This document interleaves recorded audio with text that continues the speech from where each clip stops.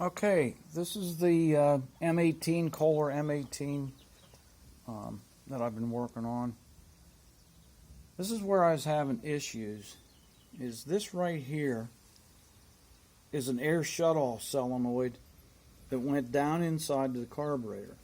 It's an EPA thing that they use temporarily to keep overrun from happening when you shut the key off. And this was the wire that was in that loom with a diode.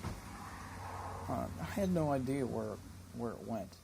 Anyhow, it went down to the starter to provide constant voltage during the starting sequence to keep that valve open.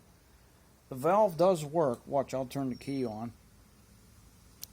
See how it sucks the piston right in?